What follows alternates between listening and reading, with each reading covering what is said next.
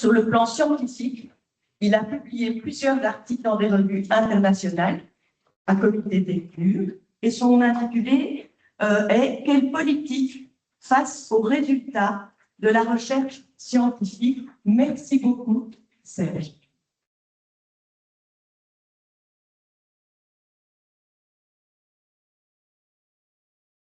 Si ça marche. Donc c'est aussi la deuxième année que j'interviens. À chaque fois, je remplace quelqu'un. Je suis un peu le bouche-trou. J'essaie d'être à la hauteur de mon statut. Comme on sait, il y a toujours quelqu'un qui sauve, et fait qu'on a toujours la merveilleuse chance d'avoir des topos excellents de Serge. Merci. C'était vraiment une toute. Sur ce thème difficile, il faut y aller. Mais oui. Non, je sais pas. Oui,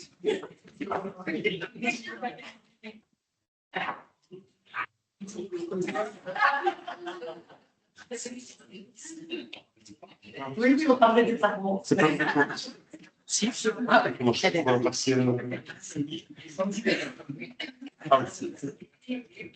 donc ici,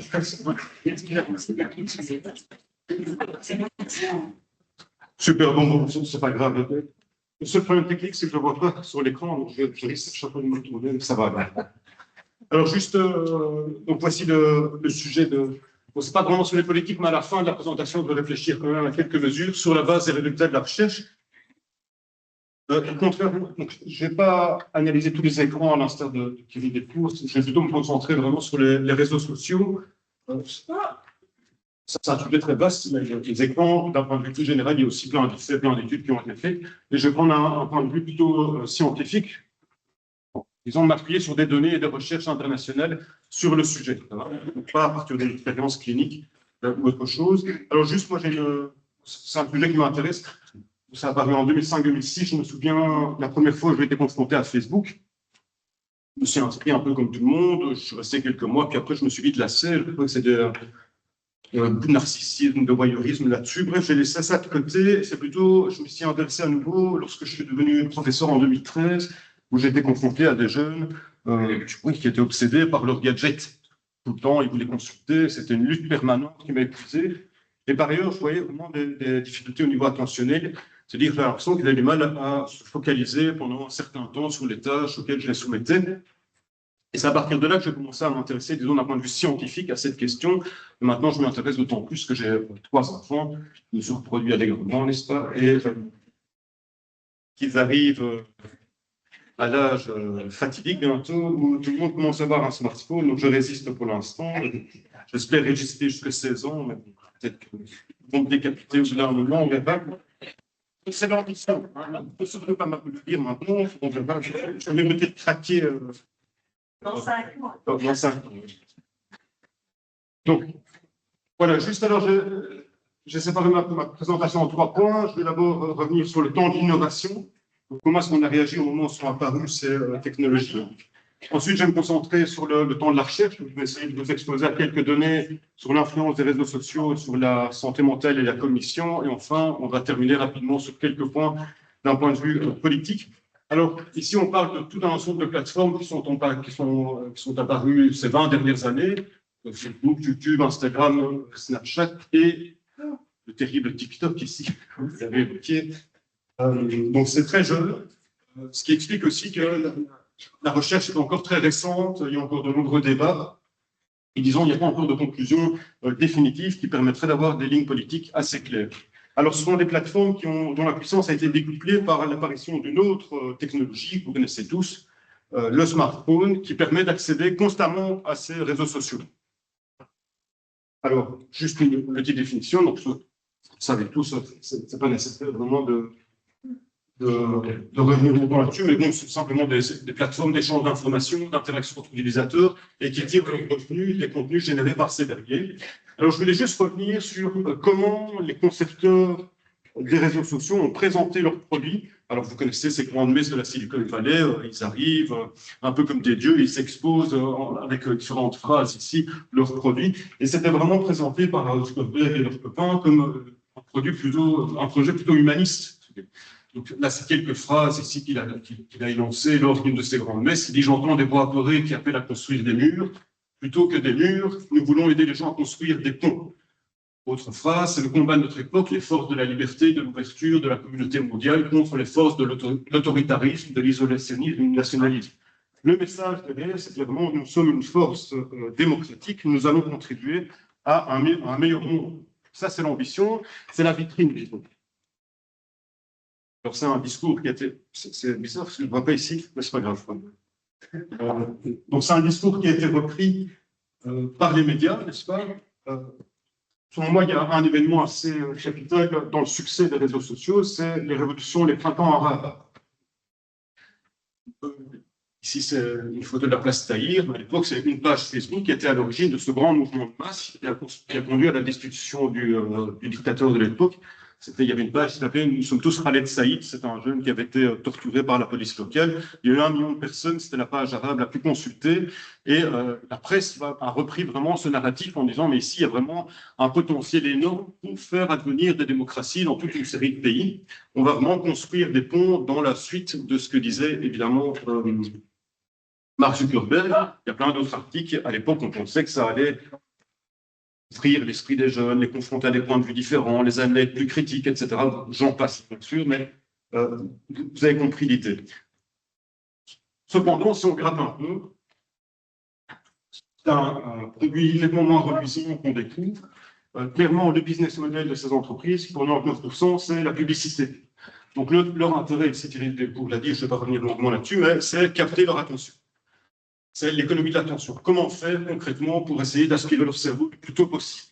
Alors pour ça, c'est intéressant parce que ce qu'on appelle les Facebook Files, donc on a eu accès à des réunions internes, à des documents internes qui permettent vraiment de comprendre quelle est la politique de ces réseaux sociaux. Là, c'est un exemple de document qu'on a trouvé ici. Vous voyez, ils s'appuient sur, donc ils ont des armées de psychologues, d'ingénieurs comportementaux, ils s'appuient ici sur une connaissance très précise du cerveau des adolescents qui présente la caractéristique, en anglais on appelle ça maturation imbalance, c'est-à-dire qu'il y a un déséquilibre au niveau de la maturation entre la zone des récompenses, des émotions, et la zone des fonctions exécutives, c'est le contrôle de l'attention, le contrôle de la volonté. La zone des émotions, ce qui a tendance à se développer plus rapidement à l'adolescence. Donc, eux s'appuient sur ces connaissances-là et disent, mais comment est-ce qu'on va créer des applications, des systèmes, des renforcements qui vont permettre de court-circuiter le cortex préfrontal et de fidéliser les adolescents le plus tôt possible. C'était la même stratégie utilisée par les industries du tabac. Donc, ils veulent vraiment court-circuiter le cerveau, fidéliser le plus vite possible les adolescents et faire en sorte qu'ils restent le plus longtemps possible, bien sûr, sur leur plateforme, puisque c'est comme ça qu'ils gagnent de l'argent. Donc ça, c'est un exemple. Il y a plein d'autres Facebook Files qui révèlent tous un cynisme absolu de la part de ces soi-disant humanistes. Bref, tout est bon pour emporter le marché de l'attention. Donc, ils ont créé des algorithmes individualisés qui vont générer des contenus dans le sens de ce qui vous plaît. Il y a des designs accrocheurs, ils vont proposer des contenus divertissants, chargés en émotions, clivants. Alors, plus c'est clivant, plus il y a une charge morale d'outrage, plus ça va apparaître en haut du fil de certaines plateformes. Donc, il y a vraiment une stratégie du chaos derrière. Ils ont intérêt à ce qu'il y ait du feu sur les flammes. Parce que ça attire toujours plus les plus jeunes. Et enfin, je voulais revenir sur le projet humaniste, soi-disant humaniste, parce qu'ils n'ont aucun scrupule moraux, ces gens-là. Le massacre des Rohingyas en Birmanie, c'était principalement sur Facebook. En Arabie Saoudite, ils ont collaboré avec le pouvoir pour, n'est-ce pas, chasser tous ceux qui étaient contre l'assassinat de Jamal Khashoggi et d'autres. Donc il y a une relation trouble avec certains pouvoirs dictatoriaux qui est bien éloignée du discours qu'ils nous ont proposé dans un premier temps. J'aime bien aussi ce livre, je ne sais pas si vous avez eu l'occasion de le lire, de Giuliano Napoli, tué italien.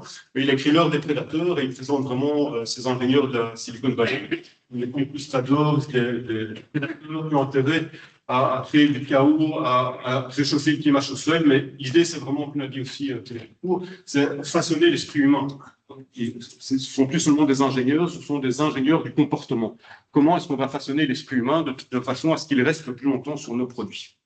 Alors nous, la question qui nous intéresse, on a vu ici le temps de l'innovation, mais quelles sont les conséquences de ces produits qui sont conçus vraiment pour capter le plus possible l'attention des jeunes et des adultes sur la santé mentale et la cognition? Alors, avant toute chose, je voulais évoquer quelques chiffres d'usage. C'est une grande enquête américaine, Common Sense Media, pour que vous ayez une idée de quoi on parle. Donc, moi, je me concentre essentiellement sur les réseaux sociaux, mais le temps d'écran total, plus ou moins, on a 8 heures 30 plus, en ce compris le multitasking. Donc, c'est hors école pour les jeunes de 13-18 ans. Donc, on est plutôt à 7 heures en moyenne. Parce que parfois, ils ont plusieurs écrans allumés ensemble. Ils font du multitasking. Et plus vous faites du multitasking, plus vous devenez imbécile. Enfin, très bien. Il y a pas mal d'études là-dessus qui montrent clairement. Il y a 2 autres points consacrés uniquement aux réseaux sociaux, mais on soupçonne que c'est plus. Pourquoi? Parce que c'est souvent des mesures auto-rapportées. Donc les gens déclarent leur propre consommation. Quand on a des études qui vont un peu plus finement, qui accèdent à l'historique de la consommation des réseaux sociaux, on a des chiffres plus élevés, mais c'est difficile d'obtenir ces données-là.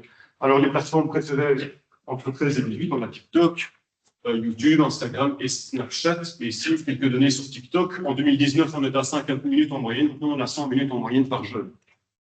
Donc, il y a une explosion de TikTok qui est devenue vraiment la première plateforme des adolescents.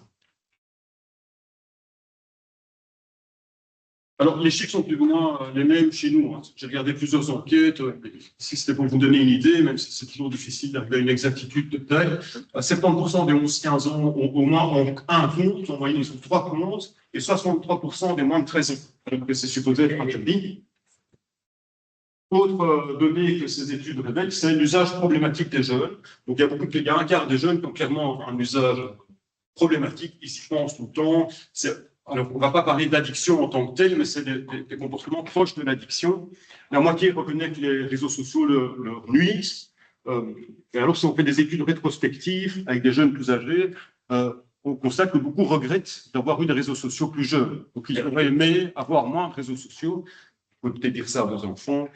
Les études rétrospectives montrent que vous nous remercierez plus tard. C'est une bataille d'arguments, enfin, quelques-uns. Alors, autre aspect qui, moi, me préoccupe particulièrement, moi, quand j'étais jeune, j'attendais le tram, je n'avais pas une machine infernale que je consultais, je regardais autour de moi, je pensais à ce que j'avais fait, je m'examinais. Ici, il y a une extension des micro-usages. Donc, ils se brossent les dents, ils vont aux toilettes, ils attendent. À n'importe quel moment, ils peuvent sortir leur machine et consulter, scroller, regarder des vidéos.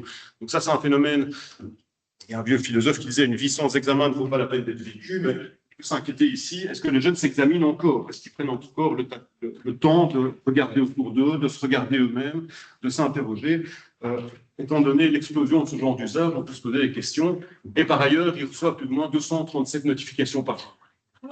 C'est assez conséquent. Voilà. Est-ce que toutes ces joyeusetés ont une influence sur la santé mentale? Alors, je voudrais revenir sur le point de départ des études. Donc, ici, c'est l'évolution des symptômes anxieux, symptômes dépressifs. Vous avez l'anorexie bipolaire, je ne vais pas revenir. Bon, l'anxiété, c'est cette perception d'une menace qui s'accompagne d'un épuisement émotionnel, de rumination constante, de black and white thinking, donc c'est blanc ou noir. Là, ici, on voit plus 134% des symptômes anxieux. Dépression, donc perte d'élan vital, pensée suicidaire, trouble du sommeil, etc. On est à 106%, plus 106%. Et vous voyez la zone en gris, c'est la zone où les révolutions ont commencé à se diffuser massivement chez les adolescents. Donc, à partir du moment où les adolescents consomment massivement les réseaux sociaux, on observe des courbes assez exponentielles de problèmes de santé mentale. On a des données tout à fait similaires au Danemark, en Angleterre, je disais dans la livre il y a quelques jours aussi, il y a Bref, c'est assez international comme phénomène, cette augmentation inquiétante des problèmes, des troubles anxieux et dépressifs. Ça, c'est une autre donnée tirée de PISA. Donc, vous connaissez ces grandes études menées par l'OCDE.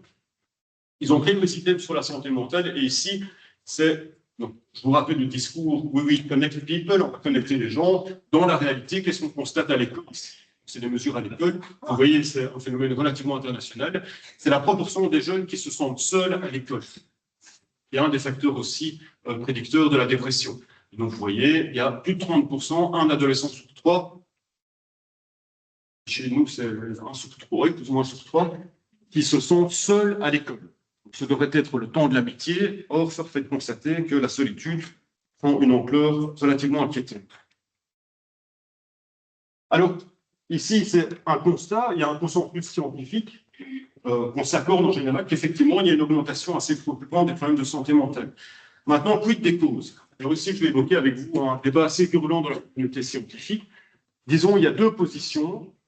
Celle de Jonathan Haidt, je ne sais pas certains d'entre vous connaissent peut-être parce que son livre The Young Generation a été traduit, qui a rencontré un énorme succès. Et John Twain, je prends les deux figures de proue, disons, de ce mouvement-là, eux, ils identifient clairement un lien entre les réseaux sociaux et les problèmes de santé mentale que j'ai évoqués juste avant.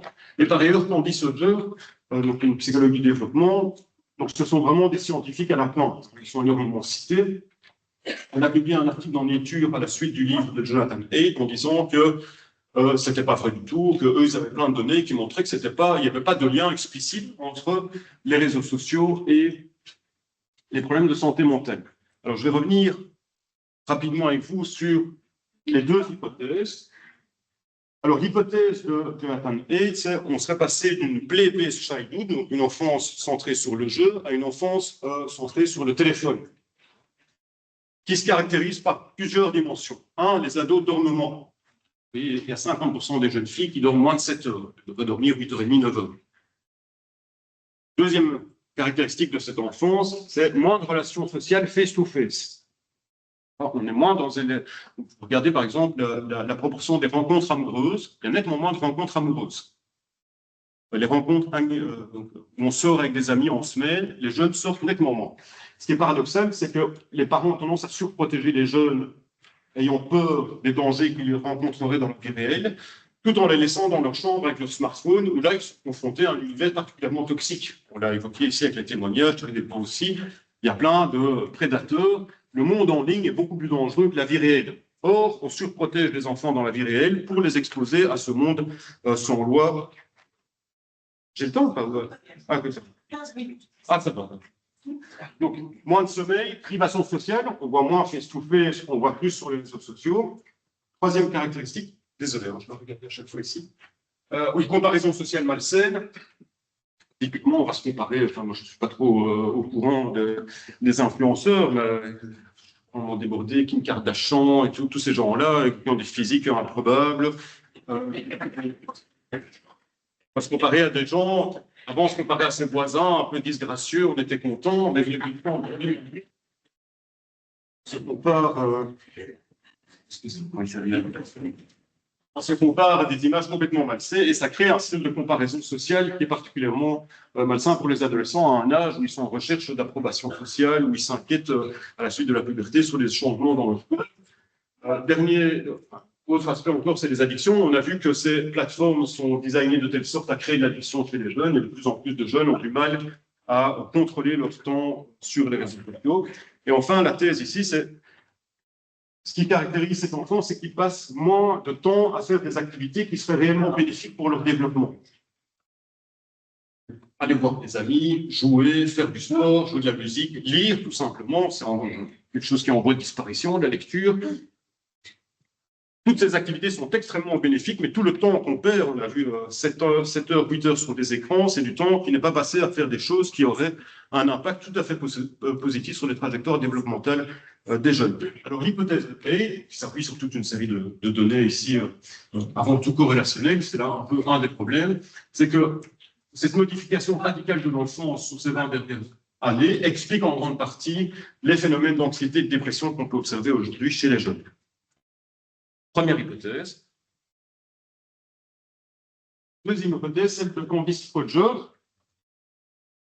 Donc, elle va évoquer une panique morale. C'est-à-dire, ici, le fait de pointer du doigt les réseaux sociaux, on crée une panique morale qui est tout à fait défavorable aux adolescents en fin de compte. Elle va dire, mais non, c'est un ensemble de facteurs plutôt environnementaux, de changements dans l'environnement, qui vont expliquer l'augmentation de l'anxiété et de la dépression. Parmi ces facteurs, elle va pointer, par exemple, l'augmentation des inégalités, un appauvrissement de la classe moyenne. Alors, il est clair que la pauvreté va créer des stresseurs au sein des familles, va faire apparaître plus de conflits, et il est tout à fait probable que ça amène aussi les jeunes à se sentir plus anxieux et plus dépressifs. Elle va évoquer la crise des opioïdes, le fentanyl et autres, ou encore des problèmes de discrimination, de school shooting, les massacres dans les écoles. Et selon elle, c'est cet ensemble de facteurs, donc dégradation des liens familiaux, etc., qui vont entraîner plus de stress et en fin de compte, plus d'anxiété et de dépression. Alors, dans l'article qu'elle a publié en e-étude, qu'elle a proposé une version remaniée dans The Atlantic, elle dit clairement les réseaux sociaux, c'est le facteur qui a le moins d'influence pour prédire la santé mentale des adolescents. Donc, on a deux visions opposées ici, mais nous-mêmes, avec des collègues de l'UC Louvain, ici, on avait évoqué une autre hypothèse pour expliquer l'augmentation des troubles anxieux et dépressifs, c'était des évolutions dans les pratiques familiales. On s'est montré, par exemple, très critique par rapport à la parentalité positive ou exclusivement positive. Donc, il est certain qu'il y a plusieurs facteurs qui influencent la santé mentale des jeunes et qui sont dus, d'une part, à la technologie, mais d'autre part, à des évolutions sociétales. Alors, pourquoi? Donc, constat ici. Donc, il y a un manque de preuves convergentes et de données causales et longitudinales. Ça, c'est un constat qu'on peut faire. C'est pour ça qu'il y a autant de débats virulents dans le milieu académique et scientifique. C'est lié avant tout à des problèmes méthodologiques. Qu'est-ce qu'on mesure également? Est-ce que tous les réseaux sociaux ont la même influence? Est-ce que tout le temps d'écran a la même influence? Quels sont les usages qui auraient potentiellement des effets négatifs, etc. Mais je vais dire tout ça, c'est le cheminement normal de la science. On débat, on affine nos méthodes, on corrige, on essaie d'avoir des mesures plus précises, ce qui nous permet, en fin de compte, de faire avancer le débat. Donc, c'est tout à fait normal qu'il y ait cet ensemble de débats. Alors, il y a une bonne nouvelle, c'est que maintenant, il y a un gros projet aux États-Unis qui est particulièrement solide d'un point de vue méthodologique. Donc, ils vont suivre des enfants, 11 000 enfants, il y a 21 centres de recherche qui participent à cette étude, de 9 à 10 ans jusqu'à l'âge adulte. Et ils vont prendre plein de mesures du temps d'écran, du temps passé sur les réseaux sociaux. Donc, c'est extrêmement précis comme étude. Donc, elle a démarré il n'y a pas longtemps. Et ici, on commence déjà à avoir les premiers articles qui tombent sur cette question-là. Vous voyez, 11 880 enfants qui participent avec des IRM, on va faire des scans. Enfin, c'est extrêmement bien fait comme étude. Et là, ici, donc, c'est sur le temps. On va suivre tous ces enfants sur le temps, ce qui nous permet d'avoir des données plus ou moins causales. On peut dire, si au temps 1, les enfants consomment énormément de réseaux sociaux et qui ne sont pas dépressifs, et qu'on observe au temps 2 qui sont beaucoup plus dépressifs, on peut arriver à la conclusion logique qu'il y a un lien évident entre la consommation des réseaux sociaux et les problèmes de santé mentale. Et ça, c'est un article qui est paru, par exemple, ici en 2025, cette année, qui est paru dans la plus grosse revue de psychiatrie, où il montre clairement, D'Agata et ses collègues, qu'il y a un lien évident entre la consommation des réseaux sociaux et, un an plus tard, les symptômes dépressifs. Donc ici, on peut supposer qu'il y a de plus en plus d'études qui vont sortir de ce projet-là et qui vont permettre de faire avancer le débat avec la conclusion potentielle ici qu'il y aura un réel effet des réseaux sociaux sur les facteurs dépressifs et autres.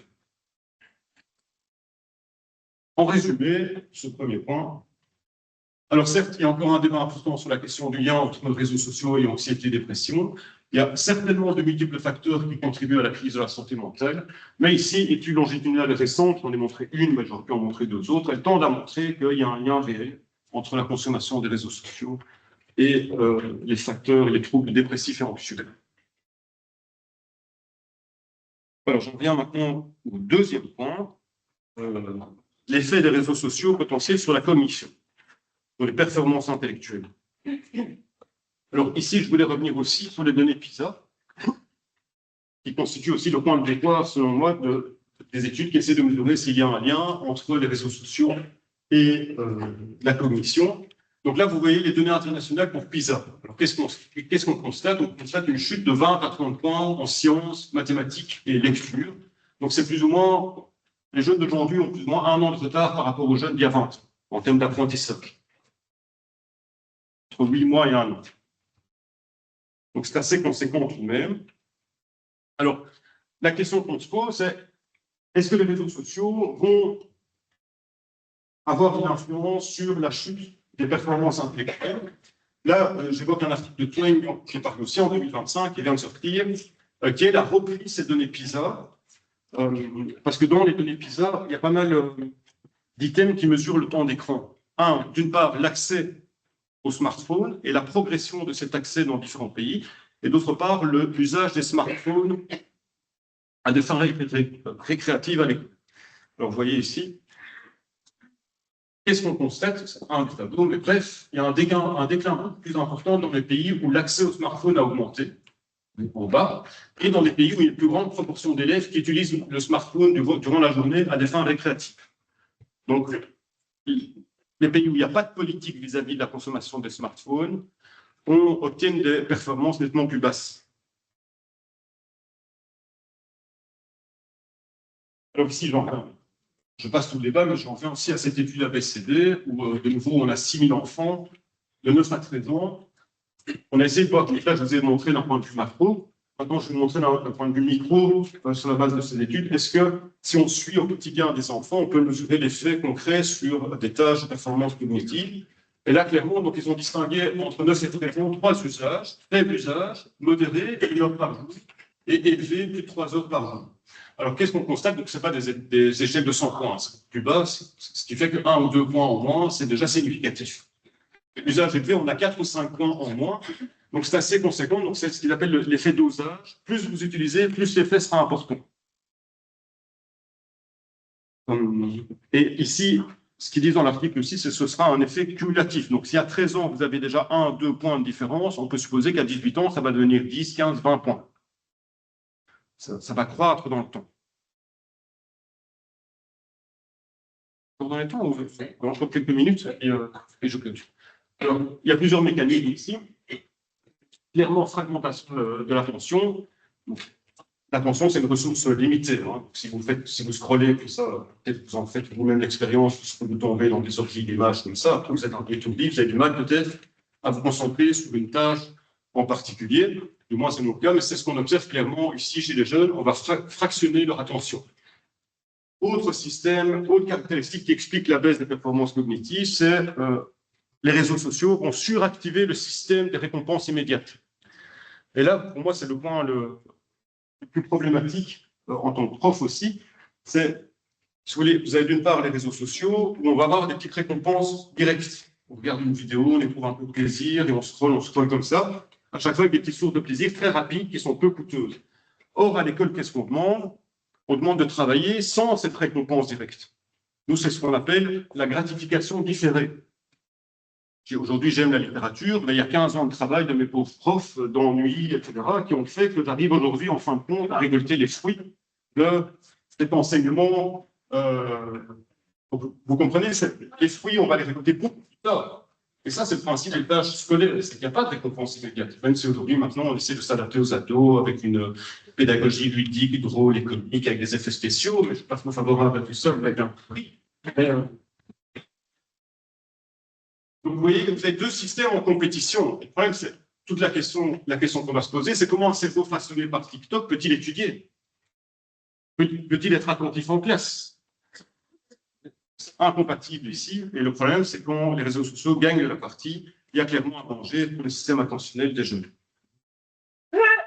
Alors, en résumé, donc, de plus en plus ethnique. J'ai donné quelques études, hein, gardez à l'esprit qu'il y a des centaines, des milliers d'études sur ce sujet-là, mais j'ai essayé d'être le plus synthétique possible.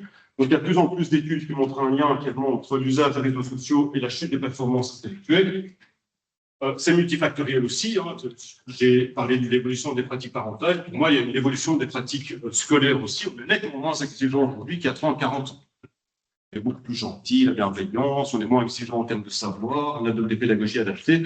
C'est un autre sujet sur lequel je ne vais pas revenir, mais juste pour que vous ayez bien conscience qu'il y a plusieurs facteurs qui contribuent au déclin cognitif des jeunes aujourd'hui.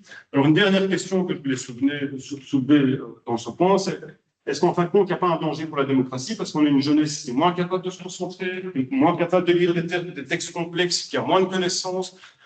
Bon, l'ambition de notre démocratie, c'est d'avoir des citoyens capables de comprendre les enjeux qui affectent la cité, capables de s'exprimer, de réfléchir, d'approfondir une thématique. Et ici, clairement, on voit une incompatibilité avec nos projets démocratiques, et c'est une source d'inquiétude pour moi. Peut-être qu'il y a un lien entre ceci et la montée des votes des jeunes pour, je ne sais pas, Vox en Espagne, il y a 35% des jeunes qui votent pour Vox, les jeunes garçons. le parti d'extrême. Pardon? En Espagne, ils sont particulièrement inquiets parce qu'ils constatent que les jeunes garçons votent toujours plus pour les partis d'extrême droite. Ou l'extrême gauche. On voit un vote des jeunes qui a tendance à se polariser de plus en plus sous l'effet des réseaux sociaux. Mais on peut supposer aussi que c'est parce qu'ils refusent la complexité du monde. Peut-être qu'ils apprécient les solutions faciles, telles qu'elles proposent certains partis politiques. Donc, c'est une source d'inquiétude, mais il faudra avoir plus de données ici pour arriver à des conclusions certaines. Donc, j'en viens à la question politique. Donc, dans nos sociétés, on a besoin, disons, de jeunes qui dorment, qui ont de nombreux habits de qualité, qui consomment le moins d'écran possible, qui lisent des livres, qui font du sport, qui jouent dehors, qui se confrontent à la vie. Ça, c'est l'idéal d'un point de vue de trajectoire développementale. Alors, on a vu, il y a un conflit entre... Ce n'est pas l'ambition des réseaux sociaux, mais les parents, voilà, ils sont bien désarmés par rapport à tout ça. Il y a une pression sociale, il y a les normes, ils ont peur d'isoler leurs enfants, il y a plein d'inquiétudes. Ils ont moins l'habitude de poser un cadre qu'avant. Et voilà, force est de constater qu'ils sont extrêmement efficaces, les ingénieurs de la Silicon Valley, pour capter notre attention. Nous-mêmes, les parents, nous sommes parfois, enfin, moi je n'ai pas de smartphone, mais j'en constate autour de moi qu'ils sont tout le temps piégés par ça, à tel point que c'est plus possible de discuter, de passer une soirée pépère à discuter, n'est-ce pas? Donc, alors, moi j'aime pas trop que l'État intervienne, mais ici, je suis obligé d'arriver à ces conclusions. Les parents ne sont pas assez puissants pour pouvoir contrer cette force de frappe massive. Donc la seule solution, c'est l'intervention politique. Alors la bonne nouvelle, on l'a évoqué ici dans l'introduction, c'est l'interdiction des réseaux sociaux, des smartphones, à usage, enfin pour des usages récréatifs. Là, on a quelques données qui montrent que ça va augmenter l'attention, l'apprentissage, les relations sociales. Il y a aussi une question des inégalités, parce que les jeunes des quartiers populaires consomment beaucoup plus les réseaux sociaux et les écrans que les jeunes des quartiers qui sont aisés. Et donc, c'est aussi des mesures qui sont plus égalitaires. Alors, là, on est à un stade, moi je serais pour aller au stade supérieur, c'est-à-dire interdire complètement les smartphones. Parce qu'ici, on garde encore l'usage pédagogique. Et pour moi, il n'y a pas d'efficacité à ce niveau-là. Et donc, je serais partisan de petits casiers à l'entrée. On arrive, on dépose son smartphone dans le casier et on le récupère à la fin de la journée. Au moins, c'est 7-8 heures par jour. On n'a pas été confronté une seule seconde à ces écrans. Mais malheureusement, il y a les chambres de classe, les bazars, les vidéos, les manuels qui encouragent toujours plus à regarder les vidéos. Bon, c'est l'école spectacle que j'évoquais juste avant. Alors, au niveau politique, il y a une réponse qui n'est pas encore à la hauteur, clairement pas. Donc, on sent un souci. On va discuter avec Sophie, était par la ministre ici. Il y a un débat, il y a une commission qui a été lancée ici pour réfléchir, mais on craint ici les résultats de cette commission. Mais la bonne nouvelle, c'est qu'il y a des pays qui entrent toujours plus dans une logique d'interdiction. Le Danemark, on a évoqué l'Australie avant 16 ans, ils rendent responsables des réseaux sociaux. L'Europe, ici, il y a 2 jours, le Parlement a voté un texte qui n'est pas contraignant, malheureusement, mais clairement, il y a l'idée de préserver l'identité numérique des jeunes en interdisant au moins de 16 ans, donc 13 ans avant et contre le parentage jusqu'à 16 ans. Donc il y a une volonté, clairement, Ursula von der Leyen aussi a fait part de ses enjeux par rapport à ça. Donc on sent que ça bouge quand même au niveau politique. C'est bien, allons dans ces directions, continuons, espérons qu'il y ait des mesures un peu plus efficaces. Alors, ils ont des alliés, ce sont des recherches qui vont montrer toujours plus l'effet des interdictions politiques. Ici, c'est par exemple une étude en Espagne, ce qu'on appelle des expérimentations naturelles. C'est-à-dire qu'en Espagne, il y a des régions qui ont interdit les téléphones dans les écoles, d'autres qui ne l'ont pas. Ils peuvent comparer l'évolution des scores FRIDA, l'évolution du taux de harcèlement, etc. Et concrètement, les régions qui ont interdit, si on compare les résultats avant et après, il y a une augmentation des performances cognitives. Il y a une baisse entre 12 et 15% du harcèlement aussi. Donc, évidemment, ces données-là vont donner un peu plus d'arguments pour les politiques s'ils veulent avoir des positions un peu plus fermes. Donc, je termine ici. Oui, donc, vous avez vu, il y a le temps d'innovation. On manque de critique dès le début, on manque de prudence. On a tendance à accepter inconditionnellement toute innovation. Il y a le temps de la recherche, ça prend des années. Il y a des débats, c'est compliqué. Et enfin, il y a le temps politique. Maintenant, ici, il y a un autre éléphant dans la pièce, c'est ChatGPT. Les intelligences génératives. On est dans le temps d'innovation. On parle... Certains sont un peu plus sceptiques, mais il y a un enthousiasme certain aussi pour les adolescents l'utilisent massivement maintenant. Le problème, c'est qu'on n'a pas encore assez de données. sur l'usage de ChatGPT. Quels sont les effets sur la santé mentale, sur la cognition? Moi, je suis particulièrement inquiet du fait que les jeunes écrivent de moins en moins. On sait tous les bénéfices cognitifs de l'écriture. Donc voilà, et toute la question d'un point de vue politique, c'est est-ce qu'on doit attendre d'avoir le plus de données possible ou bien, dès le début, adopter un principe de prudence? Attendons, voyons les effets et à partir de là, décidons. Ça va? Je vous remercie pour votre attention. Merci beaucoup. Ah ouais.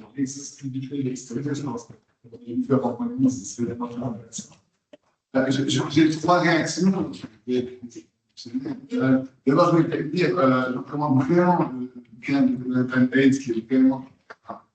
J'ai adoré ce bouquin, c'est très instructif, des données, des comparaisons, c'est intéressant. Et dans ce bouquin, c'est cet aspect qu'on n'entend pas souvent dans les colloques sur les écrans, qui est le temps d'écran qui mange le temps de la vie, donc on va dire une heure.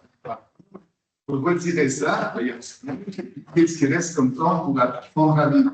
Alors moi, je suis psychologue en pédagogie et je l'observe avec nos ados.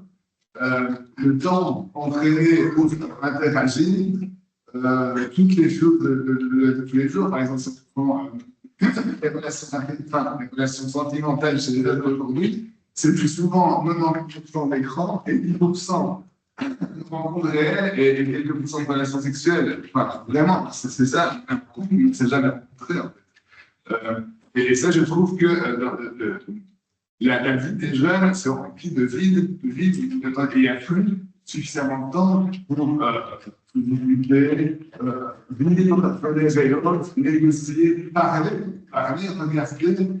Et je trouve ce point-là, on n'entend pas suffisamment dans les blogs écrans, on critique différentes choses, raison, mais voilà, le fait qu'il n'y a plus de temps pour simplement se construire et apprendre à être un être humain dans le réel. Voilà. Je vais faire un point. L'autre point, c'est que je vais parler des écrans dans l'enfant. Les écrans, c'est quelque chose qui me questionne. Hein, donc, les tableaux éclairés, tout ça, plus de stimulation. Est-ce qu'on ne désensibilise pas les enfants avec la capacité de lecture, écriture, est-ce qu'introduire l'écran dans l'enseignement est important? Je pense que ça. Et alors, un troisième point, il y a les jeunes, mais il y a nous. Et alors, vous avez ouvert la porte de ChatGPT. Moi, je suis ici en hôpital et la semaine dernière, la direction vous a convoqué, il faut qu'on écrive trop de temps à écrire. Et donc, ils nous recommandent une IA pour rédiger leur rapport. Moi, ça m'embête fortement parce que, voilà, je suis ici, je sais qu'écrire, c'est construire sa pensée.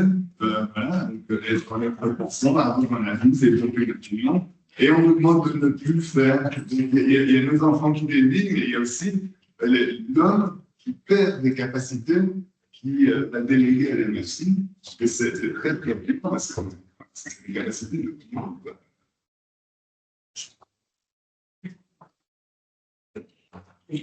Oui, j'ai rien ajouté puisque j'ai développé, je suis d'accord avec vous. C'est un compliment, disons. Je suis d'accord, oui.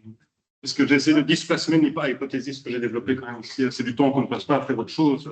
Il y a Samuel Johnson, un grand humaniste, qui disait que les jeunes devaient lire 5 heures par jour pour se former réellement. On est 3 minutes, 5 minutes. À l'époque, j'ai abordé ce point-là avec un intervenant de nous qui m'a dit monsieur, regardez-moi, je passe 2 heures par jour sur mon téléphone et je suis très bien. Oui, mais ça, c'est pas un argument scientifique, ça ne se voit pas. Oui. Donc, moi, je vais essayer de passer vous avez écrit. Est-ce qu'on pourra avoir les slides pour les Ah, oui. Oui. Oui, je peux. Le plan de Oui. Ça va, ouais, pas de souci. Ouais. J'ai pas mis toutes les références complètes. Si vous voulez, je peux le faire en rentrant. Je mets toutes les références scientifiques. Si vous voulez, dans une dernière slide. Ça, je peux le faire. Je suis tout à fait d'accord sur les écrans régulés. Je suis spécialisée dans l'intelligence artificielle. Et je me lance dans la formation des parents et des ados comment utiliser de manière critique et aussi avec beaucoup d'écriture pour la main. Et préparer et utiliser l'outil par l'école. Parce que malheureusement, c'est là et ça ne va pas partir. Donc moi, je pense que les écoles sont déconnectées par rapport à ce que les enfants vivent et il faut qu'on fasse cette connexion entre les outils qui sont à notre disposition, de les utiliser de manière critique et de manière violente, avec notre intelligence, l'intelligence naturelle. Mais à l'école, par exemple, les enfants primaires ou secondaires n'ont pas d'ordinateur.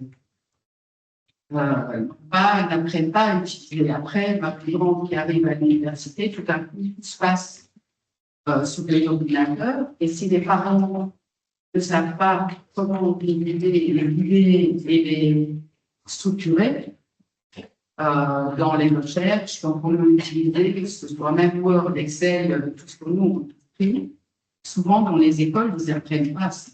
Et maintenant, il y a cette couche d'intelligence artificielle que les enfants ne savent pas utiliser parce qu'ils utilisent ChatGPT pour remplacer leur intelligence et faire les devoirs à leur place.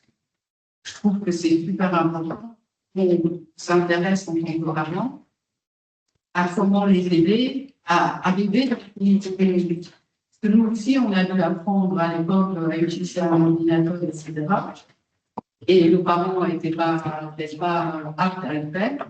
Mais je pense que nous, on est aptes maintenant à les amener sur le chemin d'utiliser ces outils-là de manière adaptée. Donc, je voulais savoir, parce qu'on parle beaucoup de réseaux, je suis tout à fait d'accord, et je me bats avec mes enfants, et j'ai des limites de temps, et voilà, je leur enlève le téléphone. Ils font énormément de choses autour culturelles, et sport, et musique, et tout ça, pour équilibrer. Mais néanmoins, les intelligences artificielles et tout ce qui est outils informatiques sont là pour rester. Comment vous voyez ça? À l'école, vous voulez dire? Moi, à l'école, je suis partisan d'une interdiction totale des écrans. Je veux aucun tableau noir à l'ancienne. Je suis un peu radical là-dessus. Mais ma conviction est la suivante, c'est paradoxalement en préservant les adolescents et les jeunes des écrans qu'on va les amener à mieux les utiliser. Pourquoi? Parce qu'en les préservant, ils vont avoir plus de connaissances. Qu'est-ce qui prédit l'utilisation efficace de ChatGPT? C'est votre expertise dans un sujet. En d'autres termes, c'est l'ensemble des connaissances que vous avez sur un sujet qui va vous permettre, un, de poser les bonnes questions, deux, de détecter des hallucinations de la machine, trois, donc si vous voulez vraiment, et au fait, les smartphones, tout ça, c'est très très facile d'accès, hein, il n'y a rien de compliqué. Hein, donc c'est en renforçant les connaissances à l'école qu'on va les aider paradoxalement à mieux utiliser les outils informatiques par après. Alors et maintenant, dans le nouveau tronc commun, il y a ATML, il y a tout un cours destiné, on va leur apprendre les algorithmes, etc., dans une logique de prévention. Pourquoi? Mais oui, moi, je ne vais pas en priver mes enfants d'ordinateur. Hein, je suis pas Ah oui, il y avait une madame. C'est dans le prolongement de la question de madame. Je n'ai aucune prétention à dire que ce qu'il faut faire ou pas faire dans l'interrogation. Mais par rapport à ce que je disais madame, j'ai entendu récemment l'expérience d'un professeur qui savait pertinemment que ses élèves avaient accès à l'IA et l'utilisaient. Et elle est partie du principe que c'était difficile de leur interdire, mais elle a procédé d'une méthode différente. Elle a dit, écoutez, moi, je vais poser, on va avancer dans l'année, on va étudier des sujets, vous avez la capacité de pouvoir rechercher au-delà de nous à travers les outils qui sont à notre disposition, mais en revanche, il y a des contrôles de connaissances. C'est les contrôles de connaissances. Moi, je ne vais pas les collecter sur base du travail que vous aurez fait à la maison, mais on les fait ici. Et vous venez en classe avec un crayon, et je vous donne du papier, et je vous donne le sujet à ce moment-là, et là, vous bâtissez quelque chose. Sur base de ce qu'on a pu échanger avant, vous avez déjà. On ne fait plus de méthode. Là, au supérieur, bon, chaque prof s'adapte. Hein. Alors, chaque qualité, il faut lui reconnaître des qualités. Il ne faut pas tout écarter du revers de la main, tout connaître les réseaux sociaux, on peut s'informer et autres. Mais c'est vrai qu'on va avoir le retour des examens oraux, on va avoir de moins en moins de projets écrits, parce que dès qu'il y a un travail écrit, ils le font via ChatGPT. C'est énorme. Pour un prof, c'est extrêmement frustrant. À chaque fois qu'on corrige, puis c'est cette prose un peu fastidieuse, artificielle, comme ça. Voilà, c'est comme ça, mais Moi, ce qui m'inquiète le plus, c'est les mémoires. Pour moi, c'est les mémoires. Quand j'ai fait moi, je passais 6 mois à faire c'est là que j'ai développé plein de compétences. Mais ici, les travaux de cette intensité-là, ils ont eu l'occasion d'en faire. Donc là, ils perdent pour moi quelque chose. C'est comme ça, on va s'adapter, hein, il n'y a pas le choix. Une dernière question, après ça, ou... Une dernière question. Bonjour. Avant une question, en fait, je voulais vous demander ce que madame a évoqué. J'ai l'impression que c'est un peu un reproche que quand on dit que les écoles, elle a l'impression que les écoles sont plus connectées. Moi, je suis étudiante sur le français. Les élèves, tous en Allemagne. Voilà, c'est l'école. Après, je suis d'accord qu'il faut accompagner les parents qui n'ont pas les ressources pour voilà, aider leur enfant à bien utiliser leur iPad. Enfin, nous, tout en France, ils ne donnent pas non plus le budget nécessaire, en tout cas le temps, pour former effectivement les élèves à utiliser correctement ce qui est numérique. Donc, il y a un décalage entre la réalité et les objectifs utopiques. Je ne demande que ça, que vous formez les élèves à utiliser correctement leur iPad, selon la Fédération de l'Université avec beaucoup. Et donc, vous ne pouvez pas, malheureusement, dégager un budget citoyen pour les élèves. Alors, c'est un petit peu un reproche. Mais voilà. Ok. C'était une pose la question, aider les parents à aider les gens. Pour rester à vivre et que par ce biais-là, on communique avec les enfants, plus des choses. Alors, on va laisser, excusez-moi, parce qu'on va essayer de rester dans les temps, et on sait qu'on aura une pause dans 3/4 d'heure. Donc voilà. Donc, je demande 10 secondes la parole. Ça va aller vraiment très vite. Ce mercredi, j'ai assisté à Louvain-la-Neuve à tout un forum à la citoyenneté numérique. Il faudrait que vous alliez voir le site internet et au fait, il y a plein de choses qui sont prévues pour les enseignants, pour les parents et pour les enfants autour des questions qui nous animent aujourd'hui. Donc, si ça vous intéresse, je vous conseille d'aller voir le site. Donc, c'était le forum à la citoyenneté numérique. C'était ce mercredi passé à l'Université, c'était incroyable. Merci beaucoup. Merci beaucoup, chers